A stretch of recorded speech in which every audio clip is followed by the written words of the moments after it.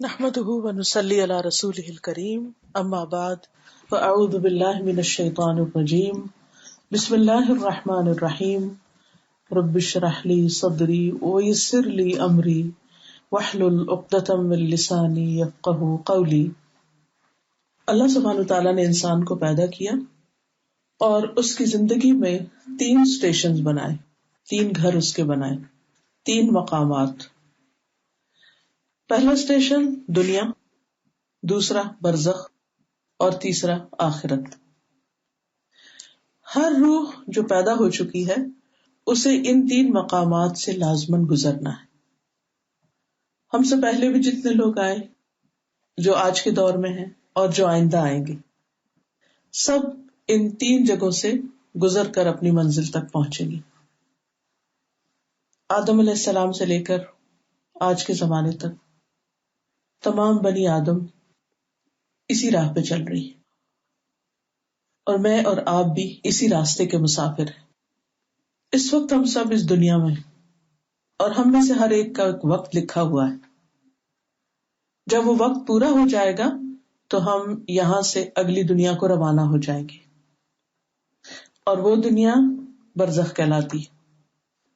یہ دنیا عمل کی دنیا، امتحان کی دنیا۔ یہاں اللہ سبحانہ وتعالیٰ ہر ایک کو ٹیسٹ کر رہے ہیں کہ ہم کرتے کیا ہیں۔ الذی خلق الموت والحیات لیبلوکم ایکم احسن عملا، وہ جس نے موت اور زندگی بنائی تاکہ تمہیں آزما کے دیکھے کہ تم میں کون اچھے کام کرتا ہے۔ تو ہم میں سے ہر ایک سے یہ دیکھا جا رہا ہے کہ ہم میں سے کون کیسے عمل کر رہا ہے۔ تو اصل چیز ہے ہمارا عمل۔ یہاں پر یہ دیکھا جا رہا ہے کہ ہم کرتے کیا ہیں، دن رات کے 24 گھنٹوں میں ہم کیا کرتے ہیں۔ کیا وہ کام کرتے ہیں جو ہمارے رب کو راضی کرنے والے ہیں، جو ہمیں کامیابی کی طرف لے جانے والے ہیں، جو ہمیں جنت کے قریب کرنے والے ہیں، جو ہمیں جہنم سے دور کرنے والے ہیں، یا پھر اس کے برعکس ہیں۔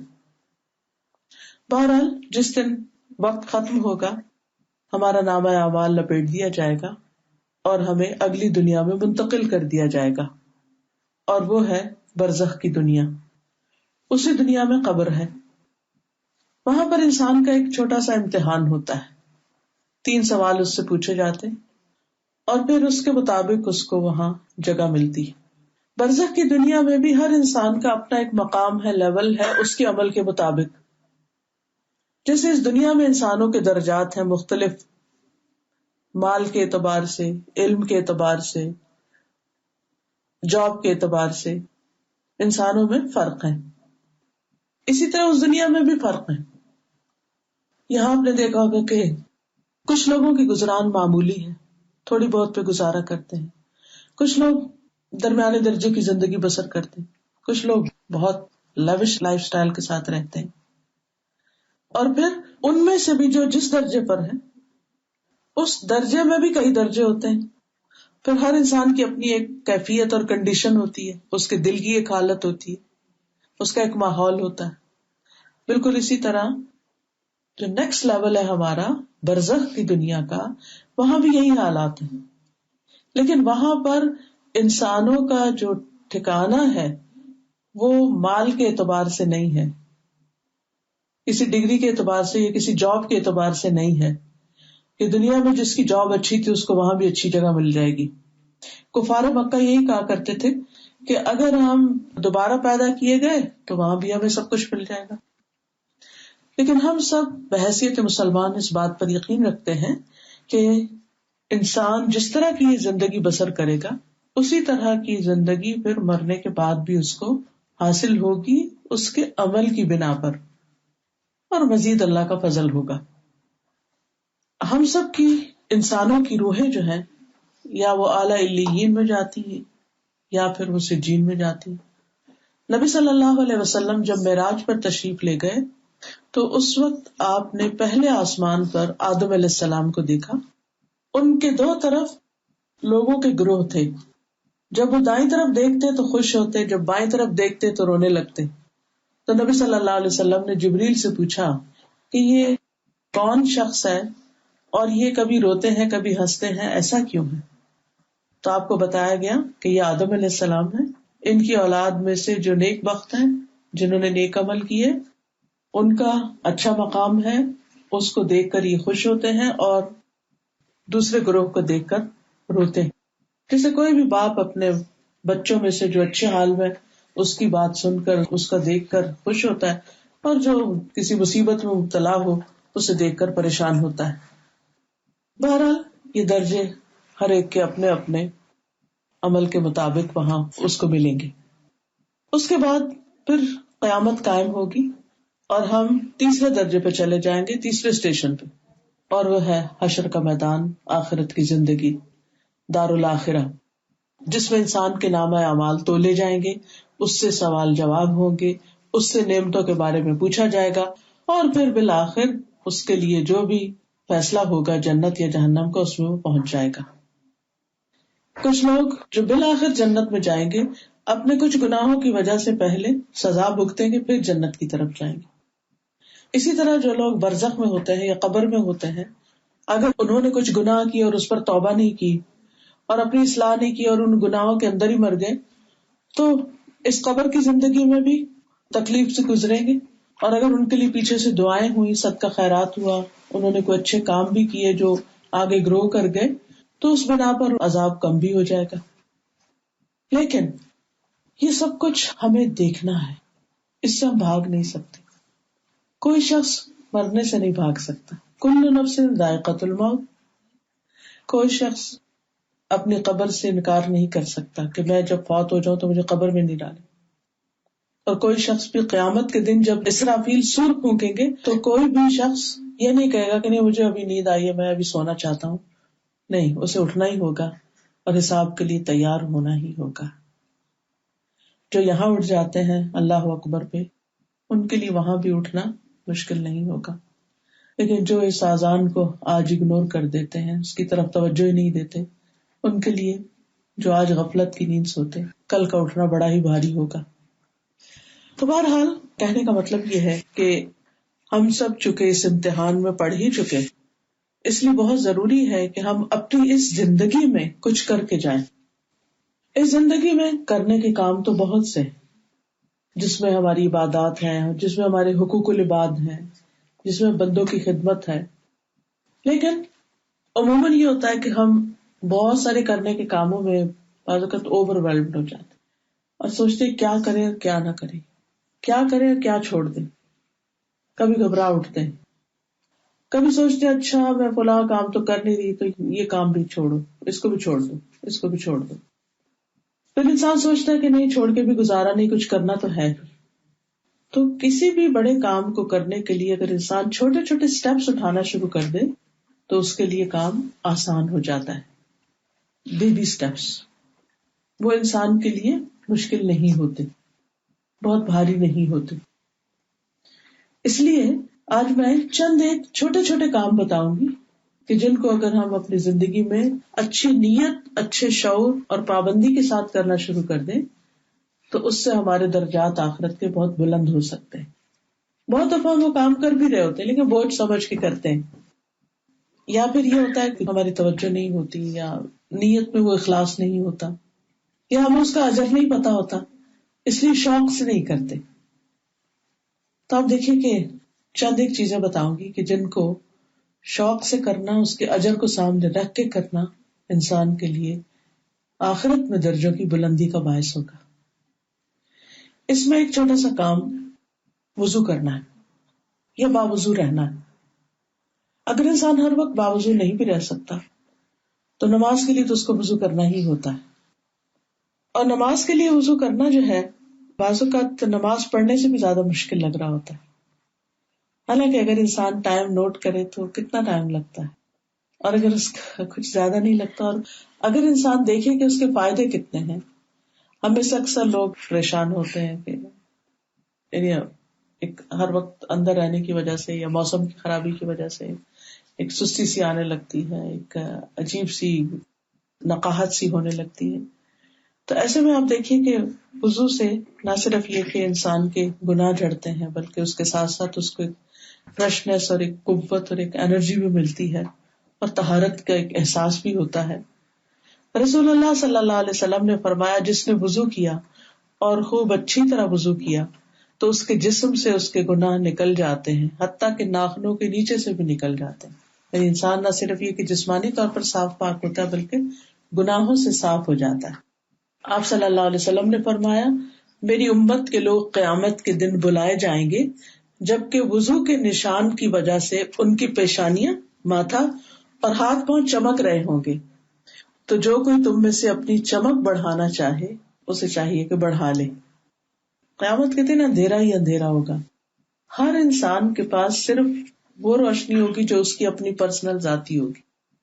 کچھ لوگوں کی روشنی دور دور تک پھیل رہی ہوگی لیکن کچھ لوگوں کی روشنی بہت تھوڑی ہوگی. تو کتنا خوش قسمت ہے وہ انسان کہ جس کا چہرہ بھی چمک رہا ہو اور جس کے ہاتھ پاؤں بھی چمک رہے ہوں. وہاں اس دن جب کہ خوف و ہراس ہوگا تو ایسے شخص پر کیسا اطمینان ہوگا، کیسا سکون ہوگا. پھر دوسری بات یہ کہ وضو کے بعد اگر انسان دعا بھی پڑھ لے تو اس کے لیے جنت کے 8 دروازے کھل جاتے ہیں. قیامت کے دن انسان اتنی گھبراہٹ کا شکار ہوگا اور یہ چاہے گا کہ بس جلدی سے اپنی منزل تک پہنچ جائے. تو اس خوش نصیب کے لیے کہ جو وضو کے بعد اپنے رب کا ذکر کرتا ہے اتنا بڑا اجر ہے. اور وہ دعا ہم میں سے اکثر لوگوں کو آتی بھی ہے، اشہد ان لا الہ الا اللہ وان محمد عبد اللہ و رسولہ، یعنی چھوٹی سی دعا ہے. ایک اور ورژن بھی ہے اس کا، سبحانک اللہم و بحمدک اشہد ان لا الہ الا انت استغفرک و اتوب الیک. پھر اسی طرح اشہد ان لا الہ الا اللہ و اشہد ان محمد عبد اللہ و رسولہ پڑھنے میں تو کچھ بھی دیر نہیں لگتی. کلمہ شہادت ہی ایک طرح سے انسان پڑھتا ہے. رسول اللہ صلی اللہ علیہ وسلم نے فرمایا کہ جو شخص وضو کرے اور 2 رکعت پڑھ لے اور دل اور چہرے سے اللہ کی طرف متوجہ رہے اس کے لیے جنت واجب ہو جاتی. تو آپ دیکھیں چھوٹی سی چیز، وضو کیا آپ نے اور دعا پڑھی اور 2 رکعتیں پڑھ لی، اس سارے ٹوٹل کام میں ہو سکتا ہے صرف 10 منٹ آپ کے لگے. اور اگر یہ کام آپ اشراق کے وقت کر لیں، چاشت کے وقت کر لیں تو پورے جسم کا صدقہ نکل جاتا ہے. حدیث میں آتا ہے کہ ہر صبح انسان کے ہر جوڑ پر صدقہ واجب ہو جاتا ہے جو انسان کو لازماً ادا کرنا چاہیے. لیکن ہم میں سارے کے پاس اتنا مال تو نہیں کہ 360 جوڑوں کا مثلا $1 ہر جوڑ کا صدقہ دینے لگے تو کوئی بھی افورڈ نہیں کر سکتا. لیکن اس کے لیے کتنا آسان، سمپل، سادہ سا عمل بتا دیا گیا. 2 نفل دحا کے یعنی چاشت کے، یا اصل میں یہ اس نماز کا نام اشراق بھی ہے، چاشت بھی ہے، دحا بھی ہے. اور یہ ہوتا ہے سورج نکلنے کے 15 منٹ بعد سے لے کر اس کا وقت سورج کے زوال کے 15 منٹ پہلے تک. یعنی سارا دن آپ صبح کے وقت یعنی ظہر سے 15 منٹ پہلے تک آپ اس کو پڑھ سکتے ہیں، ظہر کا وقت داخل ہونے. اگر آپ ارلی پڑھیں تو اس کو اشراق کہتے ہیں اور اگر آپ اس کو لیٹ پڑھیں تو اس کو چاشت کہتے ہیں. 2 رکعت بھی پڑھ سکتے ہیں، 4 بھی پڑھ سکتے ہیں، 6 بھی پڑھ سکتے ہیں، 8 بھی پڑھ سکتے ہیں. اس کو کوئی پابندی نہیں ہے کیونکہ وہ فرض نماز نہیں ہے، انسان اپنی خوشی سے پڑھتا ہے. لیکن جو پڑھتا ہے اس کے لیے اجر بہت زیادہ ہے. اور آپ دیکھیے کہ بعض لوگوں کو جوڑوں کے درد کی شکایت ہوتی ہے، جوائنٹ پین ہے، سب کچھ. لیکن میں سمجھتی ہوں کہ اگر انسان صدقہ ادا کرتا رہے اپنے جسم کا تو انشاءاللہ آپ کو دردوں سے نجات ہوگی.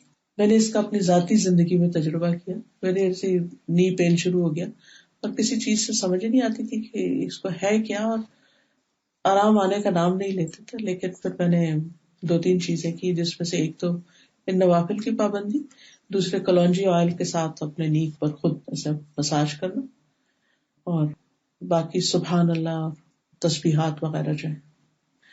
تو آپ دیکھیے کہ اللہ سبحانہ وتعالیٰ نے ہمیں جو دین دیا ہے اس دین کے اندر بہت سی چیزیں ہمارے لیے شفا بھی ہیں. عام طور پر ہم جب کہیں تکلیف ہوتی ہے تو پھر بیٹھ جاتے ہیں، تکلیف اور بڑھ جاتی ہے. لیکن اگر ہم ایکسرسائز کرتے رہیں تو آہستہ آہستہ وہ پین بھی ختم ہونے لگتی ہے. استاذہ، میرے ہسبینڈ کو نا سیاٹک نرو کی پرابلم تھی 15 سال سے. اچھا. تو جب ہم استاذہ کا ایک لیکچر ہے اسی حدیث پہ نا کہ 360 جوڑوں کا صدقہ، تو اب یہ تھا کہ آپ یقین کریں کہ ایسے تھا کہ اتنے اسٹیرائڈز کے شاٹس بھی لگوائے ہر 3 منتھس کے بعد، کوئی چیز کام نہیں کر رہی تھی. تو پھر میں نے ان سے کہا کہ آپ یہ کیوں نہیں کرتے کہ صبح 2 نفل پڑھ لیا کریں آفس جانے سے پہلے. اور اللہ کا بہت احسان شکر ہے کہ جس طرح وہ درد آیا تھا کس طرح وہ گیا اب سمجھ نہیں آتی. میرے ہسبینڈ کہتے ہیں کہ مجھے سمجھ نہیں آتا کہ کبھی وہ درد مجھے تھا بھی کہ نہیں. تو اس سے جب یہ میرا اپنا پرسنل ایکسپیرینس ہے، میری سمجھ سے باہر تھا کہ یہ ہوگا کیا، یعنی اس کا میں علاج کیا کروں. جیسا کہتے ہیں نا انسان نہ کسی ڈاکٹر کے پاس علاج ہے نہ کسی اور کے پاس، نہ پین کلر سے آرام ہے نہ کسی اور چیز سے، کچھ سمجھ میں نہیں آ رہا تھا. لیکن جب میں نے یہ حدیث پڑھائی، میں یو کے میں تھی 2013 میں، اور 40 نبوی پڑھا رہی تھی، اور اس میں یہ حدیث آ گئی. حالانکہ نفل یہ 4 سے اشراق کے تو پہلے بھی سنے ہوئے تھے، اور چاہے چلتے پھرتے شاید کہیں یہ بھی سنا ہوا تھا کہ 360 جوڑوں کا صدقہ بھی دینا ہوتا ہے، لیکن کبھی توجہ نہیں دی تھی اور کبھی کانشیسلی عمل نہیں اس پر کیا تھا. لیکن پھر الحمدللہ اس پر عمل شروع کیا، اور صرف کلونجی کا آئل، کیونکہ حدیث میں کلونجی کا بہت فائدہ بتایا کہ اس میں شفا ہے موت کے علاوہ ہر بیماری. تو اس میں میں نے یقین سے یہ بات سوچی کہ اگر موت کے علاوہ ہر بیماری کی شفا ہے تو اس میں ہوگی شفا، اللہ نے ڈالی ہے نا، اور اسی نے وحی کے ذریعے ہمیں بتایا، تو کیوں نہ ٹرائی کریں. الحمدللہ اٹ ورک. پھر اسی طرح یہ ہے کہ جو نوافل کی بات ہو رہی ہے، تو نوافل میں سے جو سنتیں ہوتی ہیں نماز کی، ان کا اہتمام کرنا بھی بہت فائدے کی چیز ہے. اور ان میں خصوصاً فجر کی 2 سنتیں جو ہیں، نبی صلی اللہ علیہ وسلم نے کبھی بھی گھر اور گھر سے باہر یعنی سفر میں کبھی بھی نہیں چھوڑی تھی. نبی صلی اللہ علیہ وسلم نے فرمایا فجر سے پہلے کی 2 رکعتیں دنیا اور جو کچھ اس میں ہے اس سے زیادہ بہتر ہے. اتنی بڑی قیمت ہے ان کی، دنیا اور جو کچھ دنیا میں ہے ہر چیز سے زیادہ اس کا فائدہ ہے. اب آپ دیکھیے کہ دنیا میں کیا کچھ نہیں، اور انسان کی کس کس چیز کی خواہش نہیں ہوتی کہ یہ بھی حاصل ہو جائے یہ بھی حاصل ہو جائے. لیکن اگر انسان صحیح طور پر وضو کر کے اس وقت جب کہ نیند آ رہی ہوتی ہے، تھکاوٹ بھی ہوتی ہے، اس وقت اگر یہ 2 رکعتیں ادا کرتا ہے خوشی کے ساتھ، کتنا بڑا اجر پاتا ہے. پھر اگر دن میں باقی نمازوں کے ساتھ بھی، جیسے سنن رواتب جن کو کہا جاتا ہے، ظہر سے پہلے 4 اور بعد میں 2، اور مغرب کے بعد 2، اور پھر عشاء کے بعد 2، اگر ان کی پابندی کرتا ہے تو 12 رکعتیں پڑھنے سے جنت میں گھر کی بشارت دی گئی. پھر اسی طرح چھوٹی چھوٹی نیکیوں میں رسول اللہ صلی اللہ علیہ وسلم نے فرمایا حضرت ابو ہریرہ سے، جب تک تم اپنے مصلی پر جہاں تم نے نماز پڑھی تھی بیٹھے رہو اور وضو نہ توڑو، یعنی وضو باقی رہے، تو فرشتے تمہارے لیے دعا کرتے رہتے ہیں، کہتے ہیں اے اللہ اس کی بخشش فرما دے، اے اللہ اس پہ رحم کر دے. فرشتے آپ کے لیے دعا کرتے ہیں. اب دیکھیں ہم انسانوں کی منتیں کرتے ہیں، ہمیں دعا میں یاد رکھنا والی، دعا کرنا والی، دعا کسی کو کہتے ہیں ہمارا نام لے کے دعا کرنا، کسی کو کہتے ہیں تہجد کے وقت دعا کرنا، کسی کو کہتے ہیں عمرے پہ کرنا، سفر میں کرنا. یعنی ہم میں سے ہر شخص دوسرے سے ضرور کسی نہ کسی موقع پہ فرمائش کرتا ہے دعا کی. اب یہ عمل جو ہے کہ نماز کے بعد مصلی پہ بیٹھے، اللہ یہ کہ آپ سفر میں ہیں، جلدی میں ہیں، کوئی مجبوری ہے، کوئی وجہ ہے تو وہ اور بات ہے. لیکن اگر آپ گھر میں ہیں اور وقت بھی ہے تو یہ نہیں کہ سلام پھیرو بس جھٹ سے اٹھنے کی کوشش کی، یہ نہیں کرنی چاہیے. یا یہ مجبوری ہے کہ آپ نیچے زمین پہ نہیں بیٹھ جائیں، کرسی پہ بیٹھ جائیں، لیکن نماز کے بعد کا جو ذکر ہے اس کا یہ فائدہ ہے کہ ہم بھی ذکر کر رہے ہوتے ہیں، تسبیح پڑھ رہے ہوتے ہیں، دعا کر رہے ہوتے ہیں اپنے لیے، فرشتے ہمارے لیے دعا شروع کر دیتے ہیں. ابھی چھوٹا سا عمل ہے، اگر ہم کانشیسلی بیٹھ جائیں اور یہ سوچ کے کہ اللہ مجھے تو بڑی رحمت کی ضرورت ہے، ہم سب چاہتے ہیں نا اللہ پہ رحم کر دے، خاص طور پہ جب ہمارے کوئی پرابلمز ہوتے ہیں، کوئی مسائل ہوتے ہیں، اس وقت ہم چاہتے ہیں کہ اللہ ہم پہ رحم کر دے. ہم کبھی غم کا شکار ہوتے ہیں، کبھی بیمار ہوتے ہیں، کبھی کسی طرح، تو فرشتوں کی دعائیں لینے کا ایک ذریعہ ہے. اسی طرح اگر کوئی شخص، ایک اور چھوٹی سی نیکی ہے کہ جمعے کے دن غسل کرے، اول وقت خطبے میں آئے، شروع سے حاضر ہو، پیدل چل کے آئے، یعنی اگر قریب ہو گئے، جیسے ابھی تو نہیں، ونٹر میں تو مشکل ہے، جیسے سمر میں ہوتا ہے بعض اوقات واکنگ ڈسٹینس پہ مسجد ہو سکتی ہے. اگر نہ بھی ہو تو پارکنگ لاٹ میں، تو آپ دیکھیے بعض اوقات پارکنگ کہاں ملتی ہے جمعے کے دن، سب کو مسجد کے ڈور پہ تھوڑی ملتی ہے، تو وہ واکنگ ہو ہی جاتی ہے جہاں کہیں دور دور بھی پارک کر کے. سوار ہو کر نہ آیا ہو، امام سے قریب ہو کر توجہ سے خطبہ سنے، اور خطبے کے دوران فضول حرکت نہ کرے. اسے ہر قدم کے بدلے 1 سال کے عمل یعنی 1 سال کے روزے اور قیام کا ثواب ملے گا. کتنا بڑا اجر ہے. جمعے کے دن اہتمام کر کے غسل کر کے اور جتنی بھی مشقت اٹھانی پڑے اٹھائے اور انسان پہنچے, توجہ سے خطبہ سنے, خطبے کے دوران نہ کسی سے بات کرے نہ کسی کی طرف توجہ کرے, پورے دھیان سے سنے, اور پھر کوئی فضول حرکت بھی نہ کرے, کیونکہ بعض لوگ بچوں سے کھیلنے لگتے ہیں, کوئی کچھ کھانا شروع کر دیتا ہے یا کوئی نہیں, توجہ اس کی خطبے کی طرف رہے. اور پھر شروع میں آئے, ارلی آئے, جلدی آئے. اچھا ہم ارلی بازو کا تو اس لیے تو آ جاتے ہیں کہ پارکنگ قریب مل جائے, لیکن اگر ہم ارلی آگے بھی پارکنگ دور کر لیں کہ چلو کسی اور کو, یہ میرا حق تھا, یہ میرا اسپاٹ تھا, لیکن میں نے چھوڑ دیا کسی کے لیے, اس کو پتا بھی نہیں کس نے آپ کے لیے چھوڑا, صدقہ کر دیا اپنا وہ اسپاٹ, دور جا کے پارک کر کے واک کر کے آئے اس نیت سے کہ میں نے یہ والا اجر لینا ہے, 1 سال کے روزوں کا اجر لینا ہے. اب کہنے کو چھوٹا سا مطلب صحیح مسلم کی حدیث ہے, بہت بڑا اجر, لیکن جو ہمیں پتہ نہیں ہوتا تو اس لیے ہم پھر اس کے اپوزٹ ہی کام کر رہے ہوتے ہیں. ویسے بھی عام طور پر مسجد جانا, اور خصوصاً اس ملک میں آپ دیکھیے کہ جب گھر میں اصل والی اذان سنی نہیں پاتے ہم, اور ایک روحانی اور اسپرچل ماحول کی کمی ہوتی ہے, تو اسپیشلی بچوں کو لے کے جانا, خود جانا, بعض اوقات ہسبینڈ جاب پر ہوتے ہیں یا یہاں نہیں ہوتے, تو ایسی صورت میں بچوں کو لے کے جانا, پہنچانا, یہ بھی ایک بہت ہی بڑا اجر و ثواب کا کام ہوتا ہے. رسول اللہ صلی اللہ علیہ وسلم نے فرمایا 7 قسم کے آدمیوں کو اللہ تعالیٰ اس دن اپنے عرش کے سائے تلے جگہ دے گا جس دن اس کے سائے کے علاوہ کہیں بھی سایہ نہیں ہوگا, اور ان میں سے ایک آدمی وہ جس کا دل مسجد میں اٹکا ہوا ہو, جس کی محبت مسجد سے ہو, پلٹ پلٹ کے مسجد کی طرف جائے, کیونکہ مسجد کی محبت انسان کے اندر ایک بہرحال خیر لاتی ہے. انسان جاتا ہے, اذان سنتا ہے, جواب دیتا ہے, دعا کرتا ہے, وہ دعا قبول ہوتی ہے, پھر نماز پڑھتا ہے, اس نماز میں خوشبوئی اور ہوتا ہے, گھر میں اور کام یاد آ رہے ہوتے ہیں, یہ نظر آ گیا, وہ آ گیا, لیٹ بھی ہو جاتی نماز, کبھی دھیان بھی نہیں ہوتا. تو کم از کم 1 سے ویک تو ایسا اسکیڈول بنانا ہی چاہیے. اگر جمعہ کا دن ہو, اگر اس وقت نہیں تو پھر عشاء کی نماز جیسے بچوں کو لے کے انسان پہنچ جائے, تاکہ وہ بھی جماعت سے پڑھ لیں, ہم بھی پڑھ لیں, تھوڑی آؤٹنگ بھی ہو جائے. ہر ایک اپنے اپنے حساب سے پلان کر سکتا ہے. اللہ تعالیٰ قیامت کے دن اعلان کرے گا میرے پڑوسی کہاں ہے, میرے پڑوسی کہاں ہے. فرشتے پوچھیں گے اے ہمارے رب کسے زیب دیتا ہے کہ وہ آپ کے پڑوس میں آئے؟ تو اللہ تعالیٰ فرمائے گا وہ مسجدوں کو آباد کرنے والے کہاں ہیں. وہ جو بار بار مسجدوں میں آتے تھے اور ان کو آباد کرتے تھے, وہ کدھر ہیں؟ وہ میرے پڑوسی. پھر اسی طرح ہر قدم پر مسجد کی طرف جاتے ہوئے ہر قدم پر ایک گناہ معاف ہوتا ہے, ایک نیکی لکھی جاتی ہے, اور یہ آتے اور جاتے دونوں وقت میں ہوتا ہے, صرف جانے کا نہیں ثواب ہوتا, آنے کا بھی ہوتا ہے. پھر اسی طرح جو مسجد کی تعمیر میں حصہ لیتا ہے وہ جنت میں اپنا گھر بناتا ہے, خواہ حدیث میں آتا ہے خواہ پرندے کے گھونسلے کے برابر, یعنی چھوٹے سے چھوٹا حصہ بھی ڈال دے انسان, وہ بھی کاؤنٹ ہوتا ہے.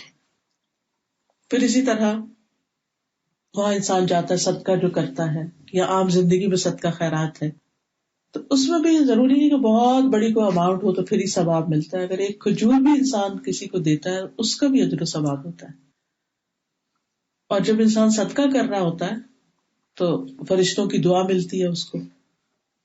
حدیث میں آتا ہے کہ ہر روز جس میں بندے صبح کرتے ہیں 2 فرشتے اترتے ہیں, ان میں سے ایک کہتا ہے اے اللہ دینے والے کو اور زیادہ دے, دینے والے کو اور زیادہ دے, اور اے اللہ روکنے والے کا پہلا بھی ضائع کر دے, جو کسی کو نہیں دیتا اس کے اپنے بھی کام نہ آئے.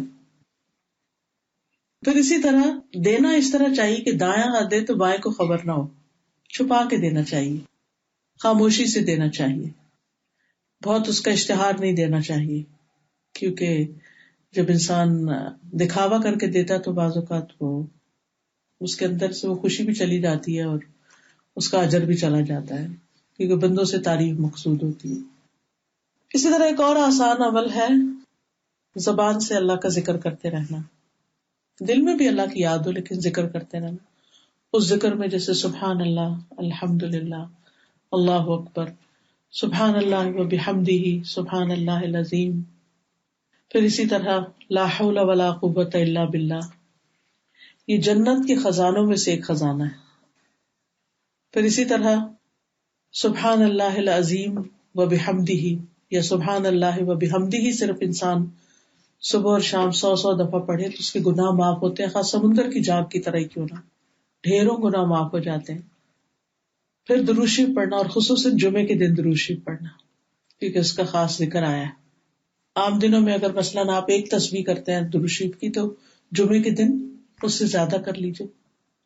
پھر نماز کے بعد کی تسبیح کرنا، آیت الکرسی پڑھنا، جیسے ابھی آپ نے سنا بھی کہ جو فرض نماز کے بعد آیت الکرسی پڑھے اسے جنت میں داخلے سے سوائے موت کی کوئی چیز نہیں روکتی.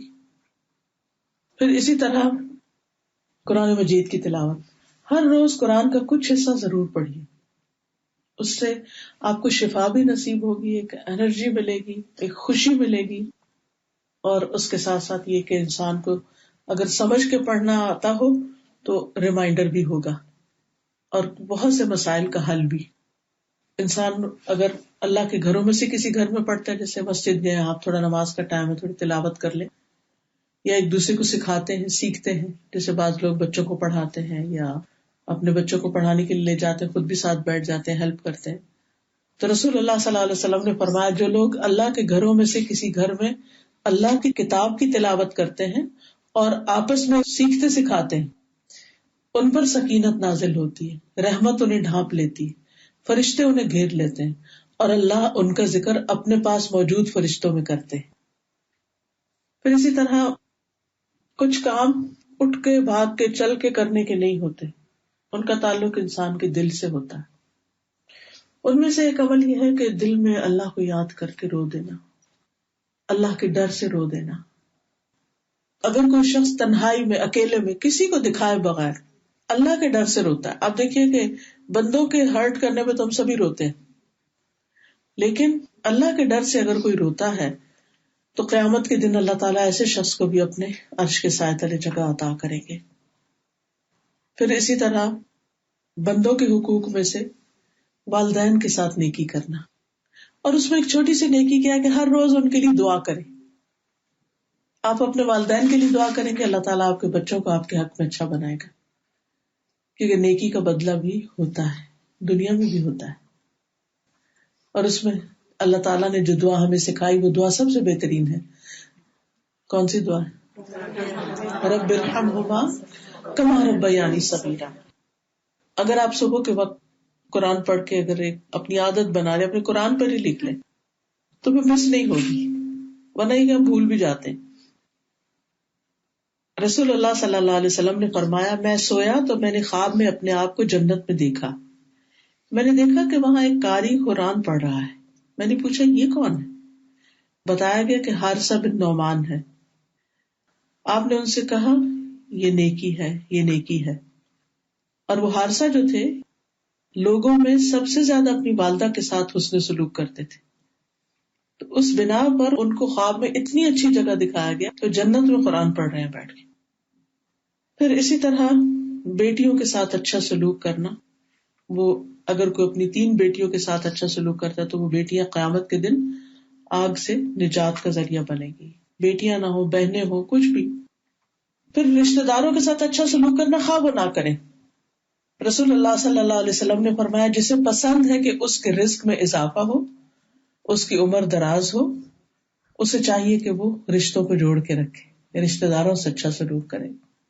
پھر خاص طور پر اگر یتیم ہو کوئی رشتہ داروں میں سے، یتیم بچے، ان کو لک آفٹر کرے، کیونکہ ایسا شخص نبی صلی اللہ علیہ وسلم کا بالکل ساتھ ہوگا جنت میں.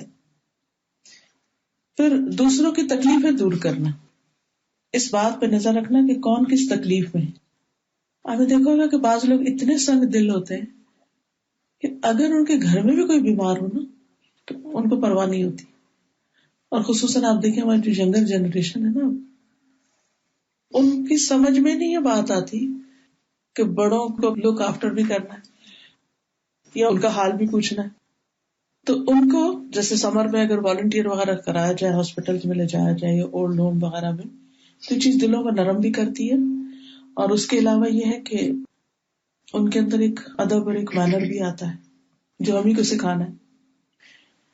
تو کسی کی بھی تکلیف دور کرنا، کسی کا بھی حال پوچھنا، کسی کی بھی کیئر کرنا، اپنا ہو پرایا ہو، گھر کا ہو باہر کا ہو. رسول اللہ صلی اللہ علیہ وسلم نے فرمایا جس شخص نے کسی مومن کی دنیاوی تکلیفوں میں سے کوئی تکلیف دور کی، اللہ اس کی قیامت کی تکلیفوں میں سے کوئی تکلیف دور کر دے گا. اور جس کسی نے کسی تنگ دست کے لیے آسانی کی ہے، اس کے پاس اپنی ضرورت کے پیسے نہیں ہے کچھ، اس کے لیے اس کا وظیفہ لگا دیا یا اس کو کوئی چیز خرید کے دے دی، آسانی کر دی، اللہ اس کے لیے دنیا اور آخرت میں آسانی کرے گا. اور جس نے کسی مسلمان کا عیب ڈھانپ دیا، پردہ پوشی کی، اللہ تعالیٰ آخرت میں اس کے گناہ ڈھانپ دے گا، پردہ پوشی کر دے گا. اسی طرح مریض کی عادت کرنے والا جو ہے اس کے لیے 70,000 فرشتوں کی دعائیں ہوتی ہیں. اگر کوئی صبح کے وقت کرتا ہے سارا دن 70,000 فرشتے اس کے لیے بخشش کی دعائیں کرتے ہیں. اور اسی طرح شام کے وقت کرنے والے کے لیے. پھر اسی طرح اچھا اخلاق جو ہے اس کا اجر اتنا زیادہ ہے جیسے کوئی شخص سارا دن روزہ رکھے اور رات ساری نماز پڑھے.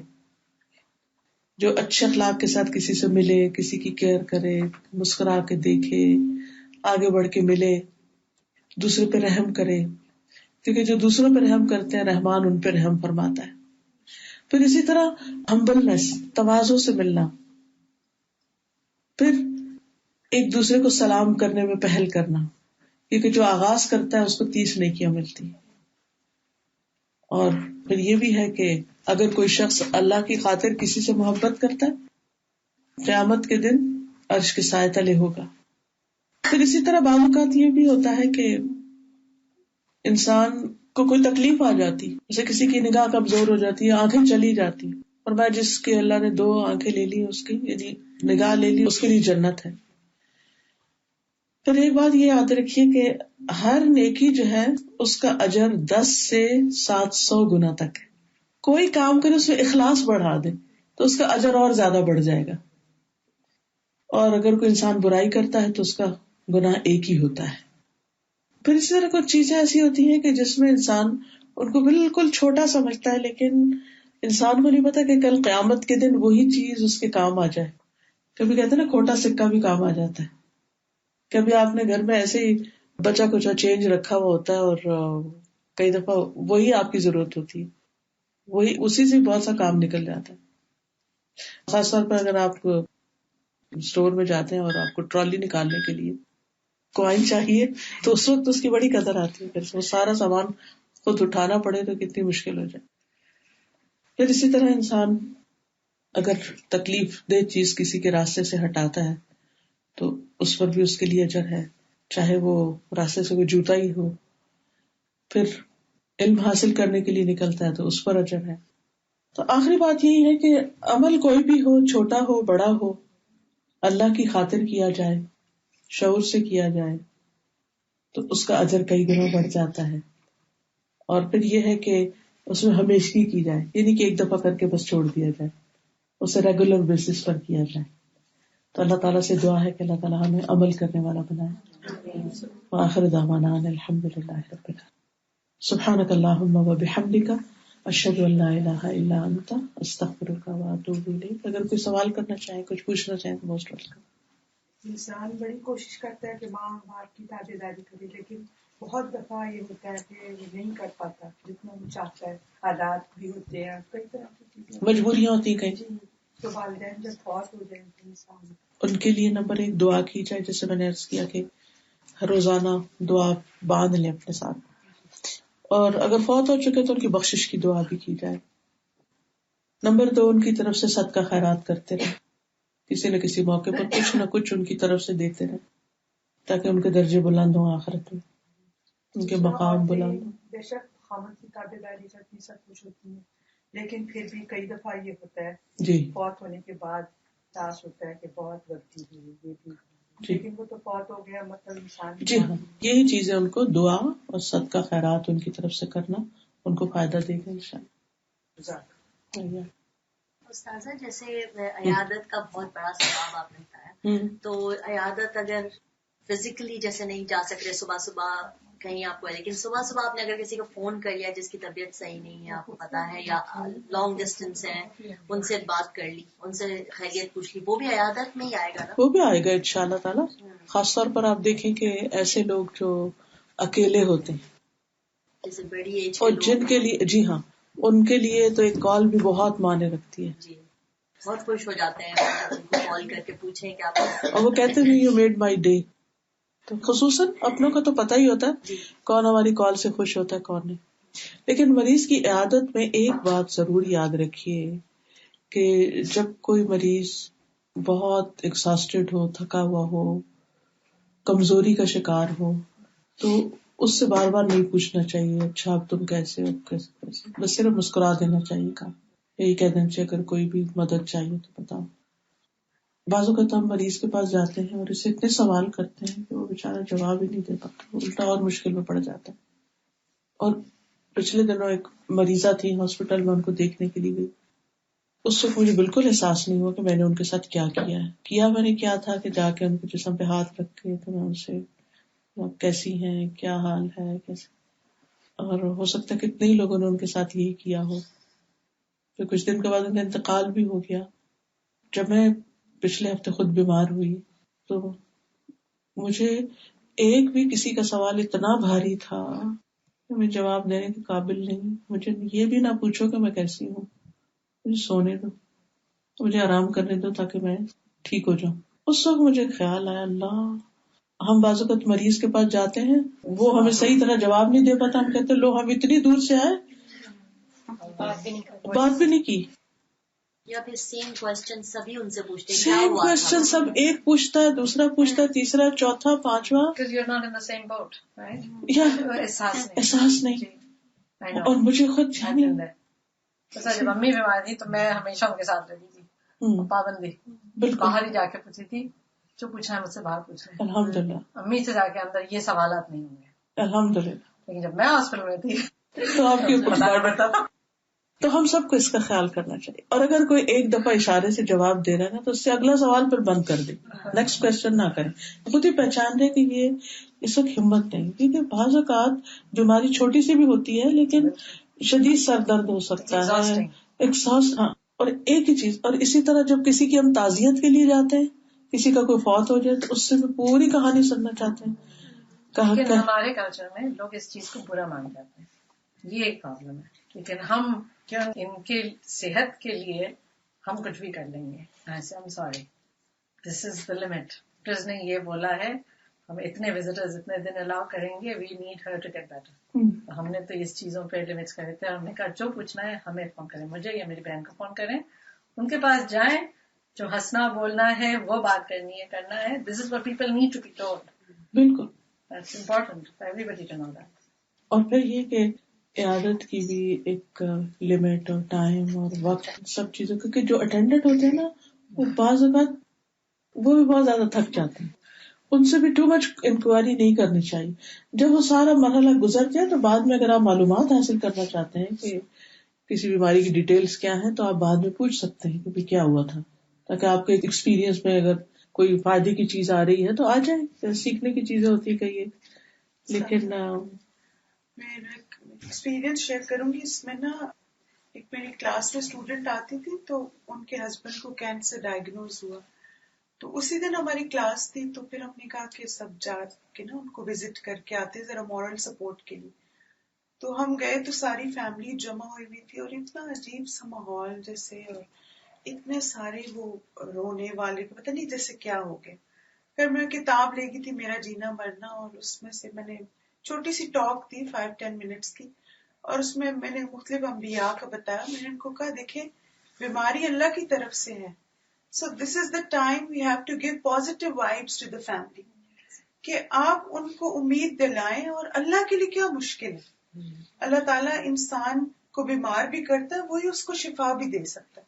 اور الحمدللہ پھر ساری جو ہم اسٹوڈینٹس تھی سب نے ایک ایک بات کی, ایک دم سے پورا ماحول ہی چینج ہو گیا. تو یہ بہت ضروری ہوتا ہے کہ اگر کوئی بیمار ہے ہم عیادت کے لیے جائیں تو ہم اس کو جیسے بتائیں. اب جیسے میں استاذہ کو بتا رہی تھی کہ میں جب بھی بیمار ہوتی ہوں نا تو وہ لیکچرز ہیں استاذہ کے, میرا جینا مرنا بک انہوں نے پڑھائی ہے, فائدے مند مریض, تو میں وہ لیکچر لگا کے نا سنتی رہتی ہوں, خوش ہوتی رہتی ہوں. میں بیمار ہوں اور مجھے اب پازیٹیو رہنا ہے, میری دعائیں قبول ہو رہی ہیں. تو یہ واقعی بہت ضروری ہے کہ اگر آپ مریض کے پاس جائیں تو آپ پازیٹیو وائبس دیں, اور ان سے کیا دیکھیں آپ کے گناہ دھل رہے ہیں, اللہ آپ کے درجے بلند کر رہے ہیں, ہم سب غلطیاں کرتے ہیں, اللہ نے اپرچونٹی دی, آپ کی دعائیں قبول ہو رہی ہیں, آپ پہلی دعا کریں, تو وہی وقت ہم اتنا زیادہ ریوارڈنگ بنا سکتے ہیں. ایٹ دا سیم ٹائم استاذہ لوگ یہ بھی مشورے دینا شروع کر دیتے ہیں, آپ یہ کر لیں یہ کر لیں, جو اتنے وہ نہیں ہوتے ریمیڈیز. اگر کوئی آپ سے پوچھے کہ اب میں اس کا کیا کروں, سمجھ تب آپ ریمیڈی بتائیں. ریمیڈی اس طرح بتاتے ہیں کہ جیسے ہم ٹینشن میں آ جاتے ہیں کہ اب اس کی یاد رکھیں. چلے ریمیڈی بتانے کی حد تک بھی ٹھیک ہے, میں کہتی ہوں کوئی بات نہیں, اچھا کسی نے بتایا شاید کام آ ہی جائے. اس کے بعد جو پیچھا ہوتا ہے, جو فالو اپ ہوتا ہے, اب آپ کہ وہ دوا آپ نے بنائی کہ نہیں, وہ پی کہ نہیں, وہ کتنی دفعہ پی تھی, تو فائدہ ہوا کہ نہیں. شاید ڈاکٹرز بھی اتنا فالو اپ نہ جتنا نسخہ بتانے والے کرتے ہیں, مجھے ڈر لگ جاتا ہے. اور پھر اگر یہ کہیں کہ پھر نہیں بنائی نہیں پی تو وہ بھی اچھا نہیں لگتا, کہ کسی کا دل ٹوٹے گا کہ ہم نے اتنے خلوص سے آپ کو مشورہ دیا تھا اور آپ نے مانا ہی نہیں. تو جو گڈ لسنرز ہوتے ہیں وہ پورا سنتے ہیں نا. ایکچولی پرابلم یہ ہو جاتی ہے کہ ہمیں پوری بات سننی پڑتی ہے, ہر ایک کی ریسیپی سنتے ہو. صحیح. تو اس لیے دوسروں کو ایک اسپیس بھی دینی چاہیے, اچھی بات کریں, ٹھیک ہے, اچھا مشورہ دینا چاہیے, لیکن پھر اس کو سر پہ سوار نہ ہو جائے. بلکہ میں کہتی ہوں اپنے بچوں کے سر پہ بھی سوار نہیں ہونا چاہیے, کیونکہ وہ بھی پھر اب سے بھاگنے لگتے ہیں, اوائڈ کرنے لگتے ہیں. اوکے, سبحانک اللہم و بحمدک, اشہد ان لا الہ الا انت, استغفرک و اتوب الیک. السلام علیکم و رحمۃ اللہ وبرکاتہ.